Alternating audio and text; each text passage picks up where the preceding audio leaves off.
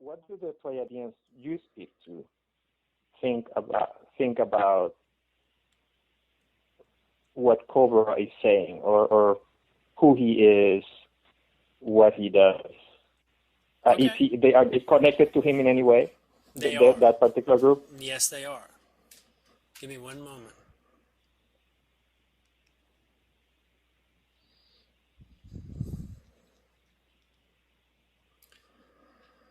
Okay, so not directly, but they are part of the same association of Pleiadians that Cobra interacts with. There, so there is, we'll say, more traditional Pleiadians. No, that's not a good definition of it. There are Pleiadians that have a sort of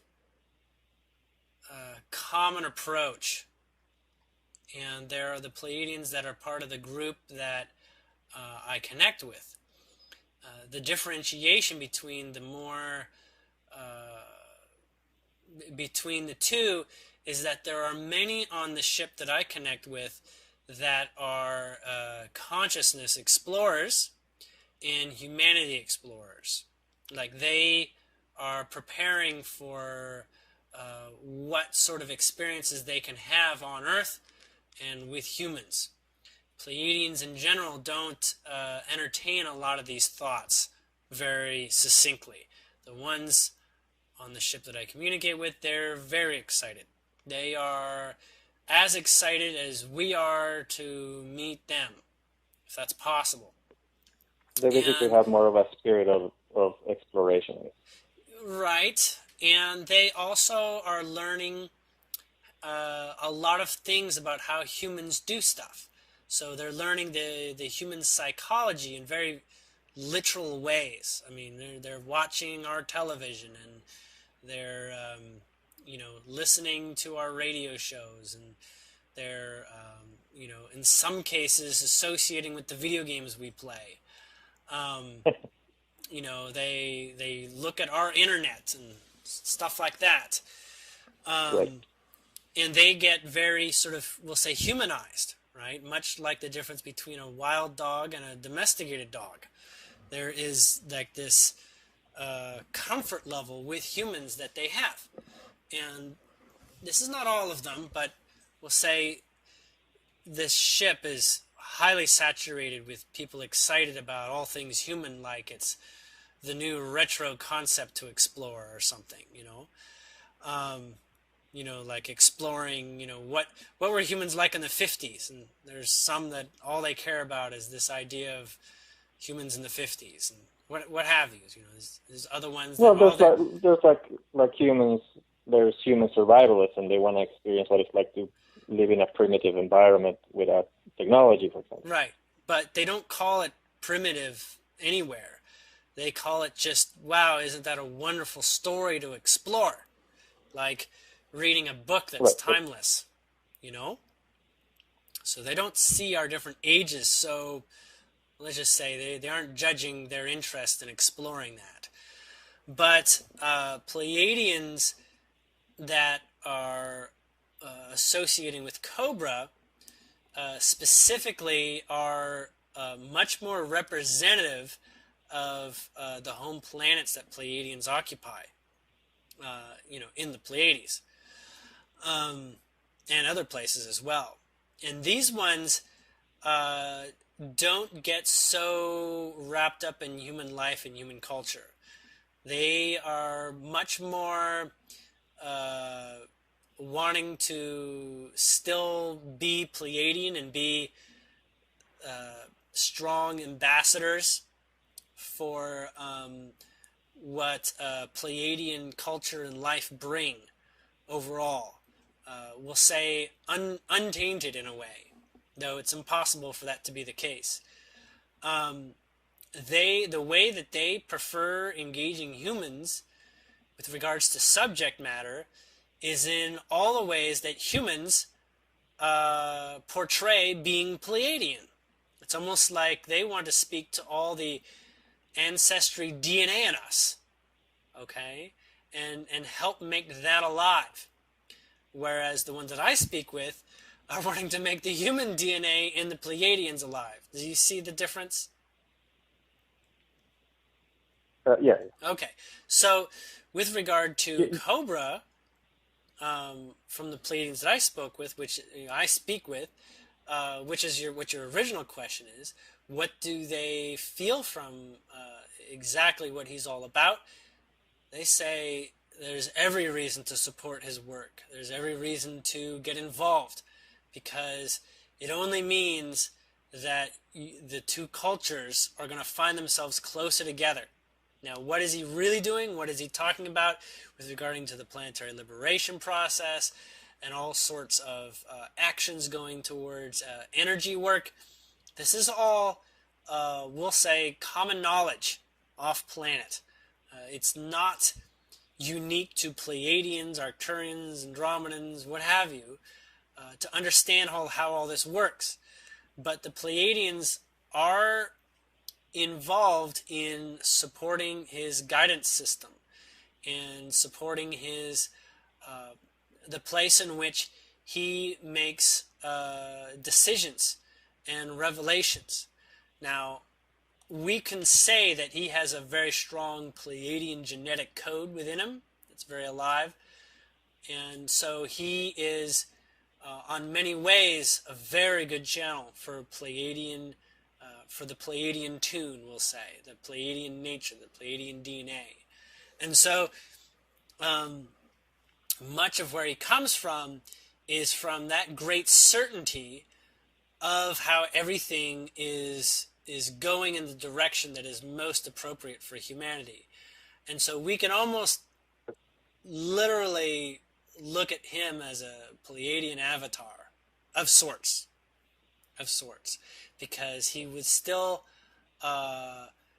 retain human tendencies that Pleiadians don't exhibit, so that he has a continuing relationship with being human and not simply giving up on humanity for the ease of leaving and joining old friends.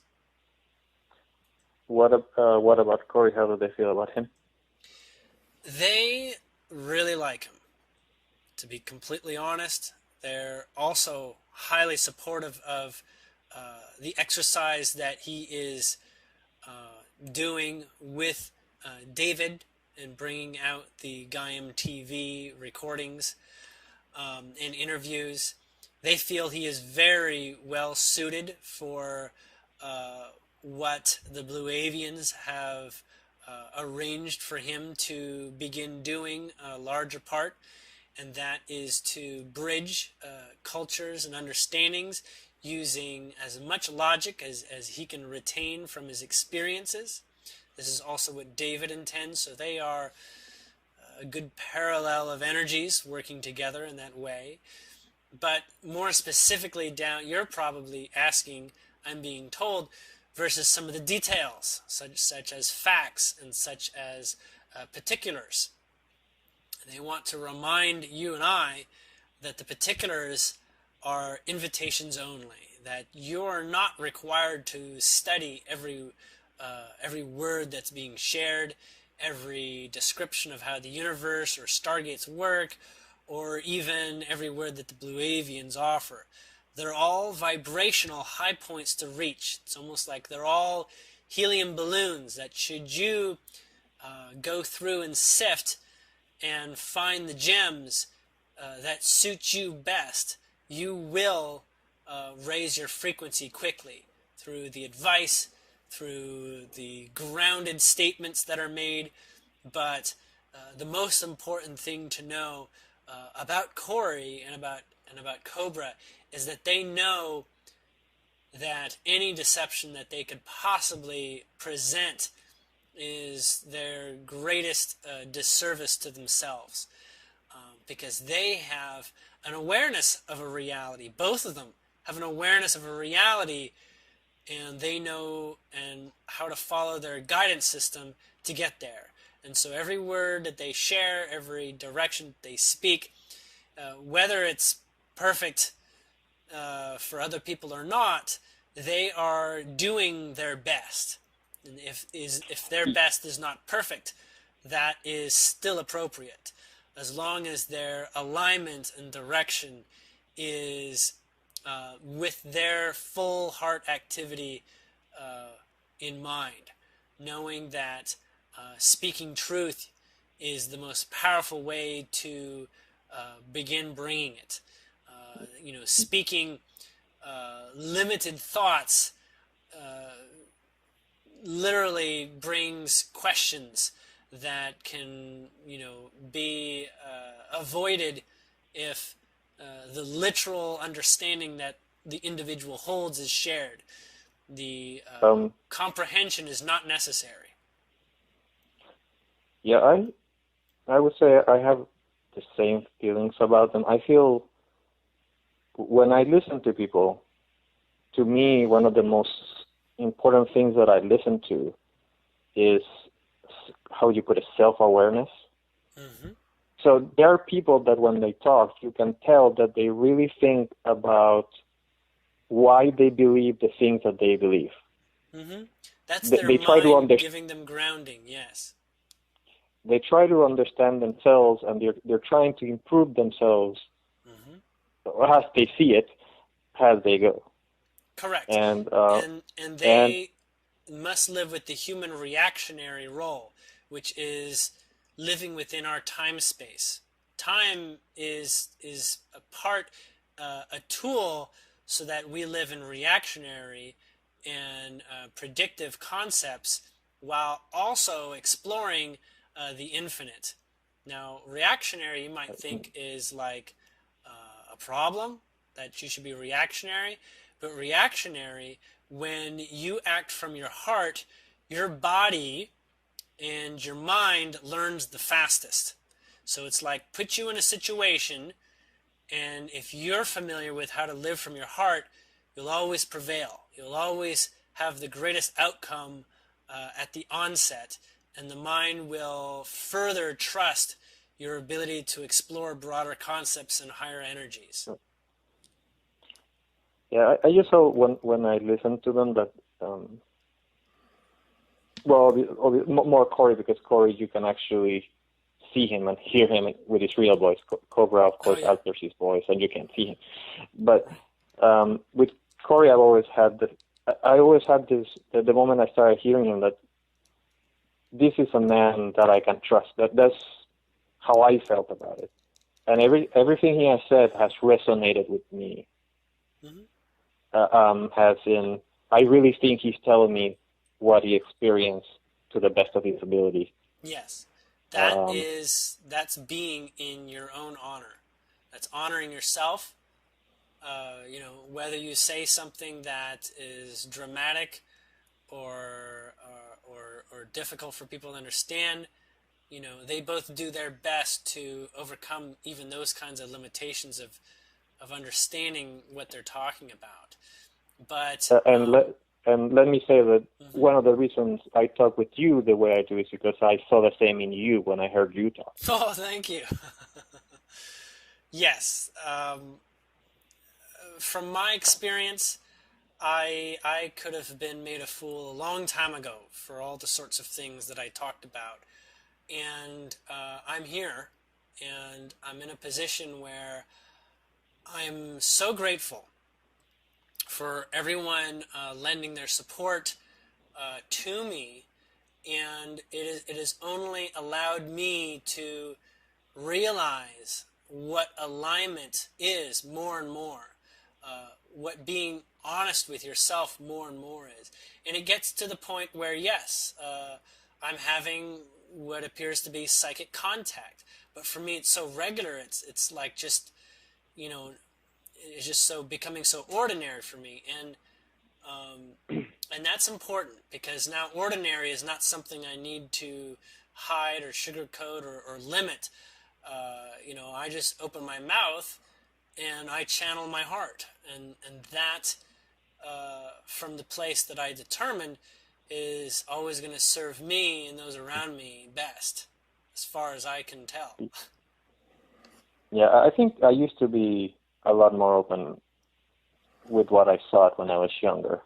Now Mm-hmm. I'm more reserved as to what exactly I say. I tend to be more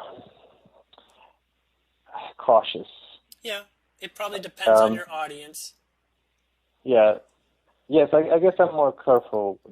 I do think that also I was surrounded with people when I was younger that maybe were a little more open to what I had to say than when I moved to the U.S. and it's mostly people that have had a totally different life experience. They Yeah, don't know me from when I was younger, et cetera, et cetera. But right. I also wanted to suggest because I've listened to a couple of the interviews you have online, and I Uh-huh. thought it would be a great idea for you to have a recording, um, an interview, a recording, whatever you want to call it, where you're basically going over definitions, Mm. passing things like, okay, all we're going to talk about is how the Pleiadians define these concepts that everybody talks about all the time, but everybody doesn't necessarily fully understand what they mean. And one of them, for example, like the classic example would be service to others and service to self. What Yeah. does that mean exactly? What do the Pleiadians? How do the Pleiadians interpret that? Because like of course you can talk not just to the Pleiadians, right? Yeah. They can also talk to this kind of spirits. That's another interesting concept. Like, do they have a different opinion on that? Though that's something that you could Yeah. expand upon at a later time. But it would be fascinating to go through an interview where all you're doing, like your interviewer, say myself or whoever else, all they're Mm-hmm. doing is like, okay, define, for example, what does it mean to be spiritual? That's Mm-hmm. such a blurry concept. What does that even mean? Yeah. What does it mean to love someone? Mm-hmm. What does it mean to be fearful? Like like like like um like for example, Bashar, I Mm-hmm. remember had an interesting definition of fear, which was basically is when you're basically when you're experiencing something and you have a belief regarding that thing that is out of alignment with your higher self. It's kind of like you hit a discordant tune, a discordant note. I'm sorry, Mm-hmm. Yeah. and that energy you feel is fear, and things like that. Like he had his definition, Yeah. Yeah. and I think that you could do an awesome recording where you're just going over the most basic of definitions that everybody thinks they know what they mean, but maybe they don't really know so well what they mean. Yeah.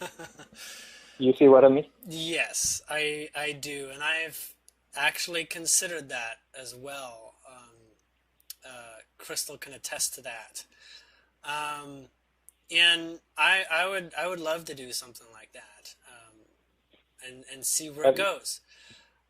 and Um, if you ever want to do it, I'll do it with you. You want to, if you just want me to help you with something like just creating the list of definitions, because I might have suggestions that you might not think of something okay, to put recording. Up to you, but I'm let's just putting it out there. let's definitely schedule outside this session a first time that we do that, like a first try. Okay? Sure, sure. I think we should get together first time just to make the list, just Okay. to think of okay, what would be cool things because I don't think you would want to do a recording where you're just brainstorming because I don't think people want to hear the brainstorming. They want to hear already what is Well, the list, what it is, what you want to think of. I'm being told that if we pose the question as to what terms would people like to hear about, my wall or public page would gladly serve up many ideas for Oh, I discussion. bet, I bet. Yeah.